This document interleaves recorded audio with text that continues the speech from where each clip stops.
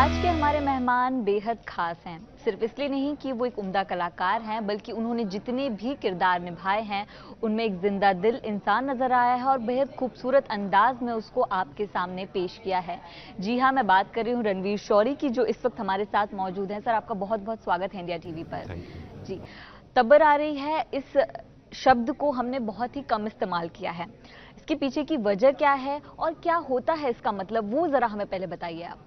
टब्बर एक पंजाबी लफ्ज़ है और इसका मतलब होता है परिवार, और बहुत ही एक इंडियरिंग कह लीजिए टर्म है पंजाबी में।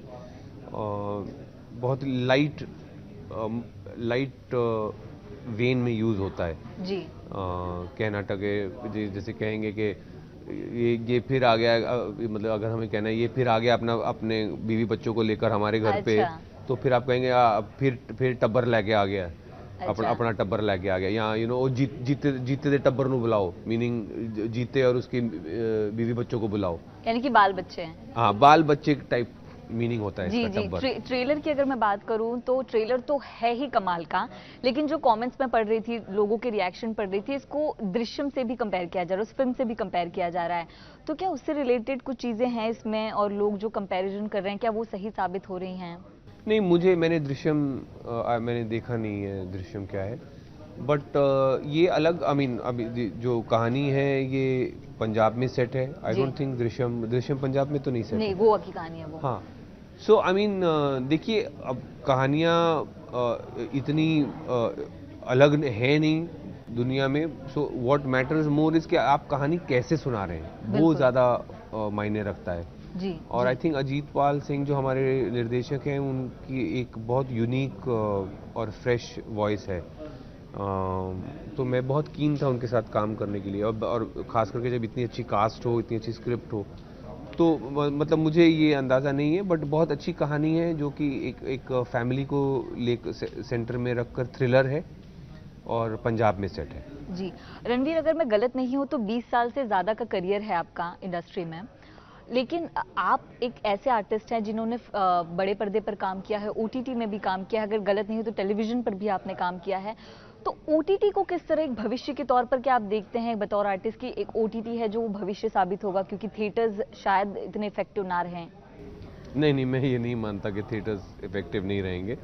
देखिए, अगर आप फटाफट हमारा जो इतिहास भी देखें तो जब टीवी आया तब लोगों ने कहा अरे अब थिएटर कौन जाएगा, घर में तो स्क्रीन आ गई। जी। फिर सैटेलाइट टीवी आया तो 100 चैनल हो गए, तो सबने कहा अरे अब तो कोई थिएटर जाएगा ही नहीं, घर पे ही 100 इतना कुछ है देखने के लिए, 100 चैनल हैं। जी। फिर भी फिल्मों और थिएटर्स बढ़े, अब हज़ारों चैनल्स हैं तो भी थिएटर्स की ग्रोथ। तो आई थिंक अब इस वक्त पैंडेमिक की वजह से थोड़ा जो एक वक्फा या जो ब्रेक पड़ गया है थिएटर्स में उसकी वजह से थोड़ा टाइम लगेगा, but I think definitely theatres will come back to their original glory सून।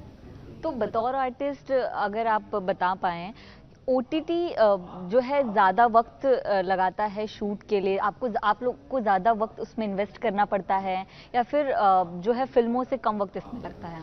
जी हाँ, बाय एंड मतलब एज अ थंब रूल जो आप कह रही हैं बिल्कुल सही है, बिकॉज जो सीरीज़ अगर आप बना रहे हैं स्ट्रीमिंग प्लेटफॉर्म के लिए तो उसमें 8-10 एपिसोड बनेंगे जो कि कुल मिला के मतलब होंगे समझिए 6-7 घंटे के, और एक फिल्म होती है कहीं 2 घंटे की।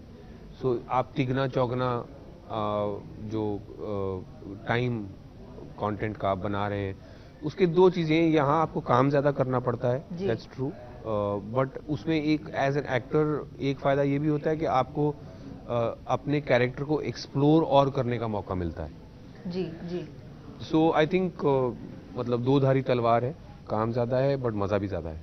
अच्छा, ओटीटी को अगर हम कंपेयर करें टेलीविज़न से या फिल्मों से, आपको क्या लगता है कि जो पहले बात की जाती थी कि जो बड़े एक्टर्स हैं वो फिल्मों में ही काम कर रहे हैं, जिन एक्टर्स के पास बहुत काम है, बहुत सारे मतलब वो लगातार फिल्में शोज़ करते हैं, वो ओटीटी पर खास तौर पर नज़र आ रहे हैं।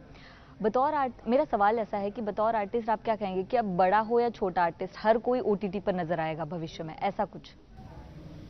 वो हो सकता है कि बड़े स्टार्स भी करें, बट आई थिंक देखिए बड़े स्टार्स का जो कॉन्फिडेंस ये कहने का कि नहीं हम थिएटर में ही रहेंगे, हम स्ट्रीमिंग प्लेटफॉर्म पर नहीं आएंगे, वो इसलिए है because they are confident of their network on theatres.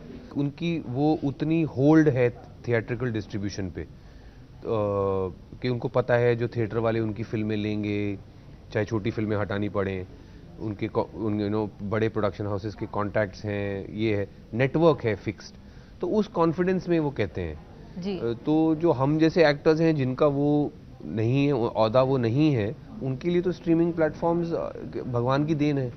Ranveer, आप ऐसा क्यों कह रहे हैं कि आप जैसे एक्टर्स का वो औहदा नहीं है? नहीं है। क्या एक वो वजह हो सकती है, वो अगर आप बताएं? मैंने आपको बताया तो नेटवर्क का सवाल है ना, आपके रिलेशनशिप्स क्या हैं, आपके एग्जिस्टिंग नेटवर्क्स क्या हैं। देखिए थिएटर्स में प्रॉब्लम क्या है, उतने ही थिएटर हैं, उतने ही शोज हैं जी। ठीक है, अगर कोई बड़ी फिल्म आ रही है तो वो छोटी फिल्म को धकेल देंगे बाहर, या धकेलते हैं रादर, क्योंकि उनको सारे shows they want to maximise profits. जी जी।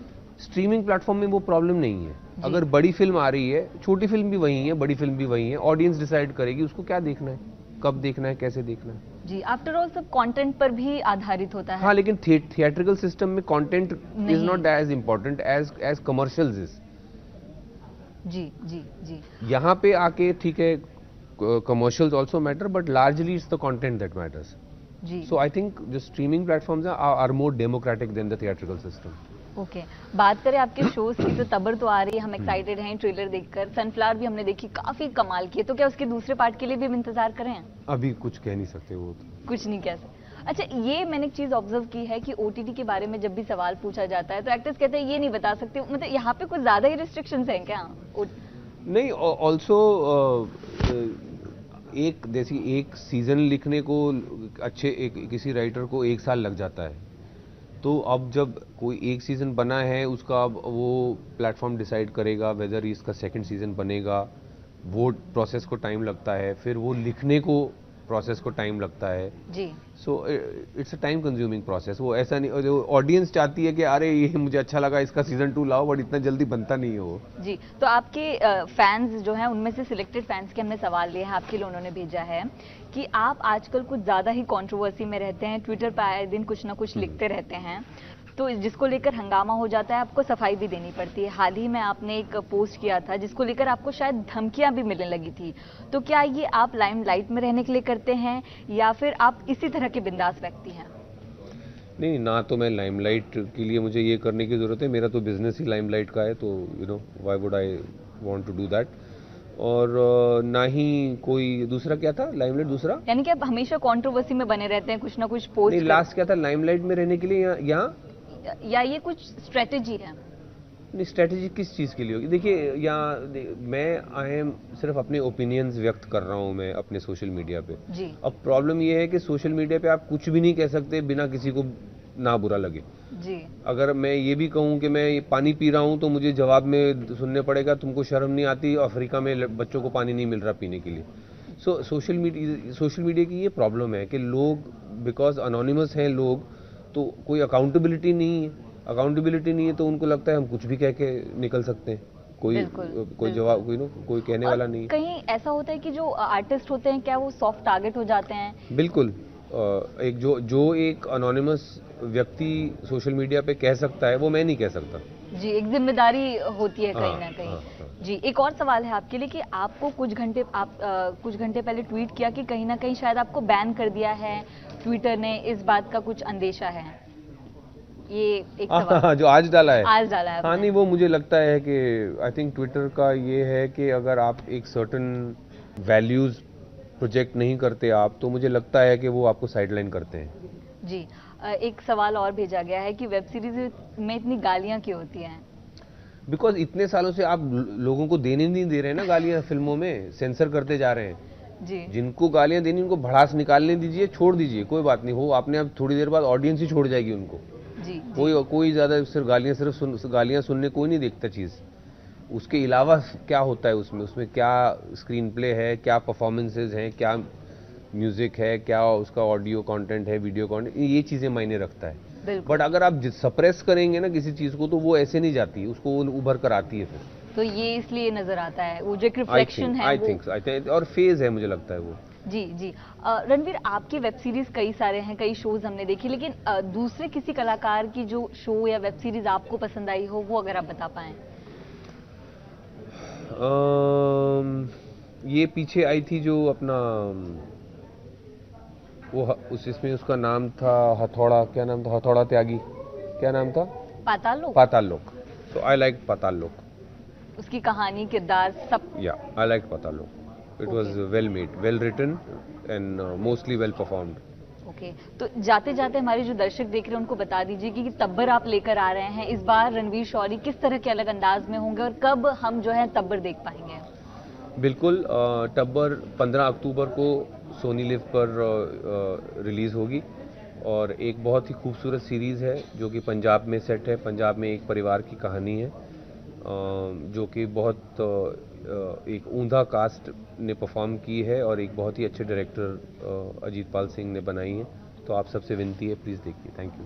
हमसे बात करने के लिए बहुत बहुत शुक्रिया रणवीर, और आने वाले जितने भी प्रोजेक्ट्स हैं उसके लिए आपको बहुत सारी बधाइयाँ, और बहुत जल्द मिलेंगे और भी बहुत सारी बातें करेंगे। Thank you so much.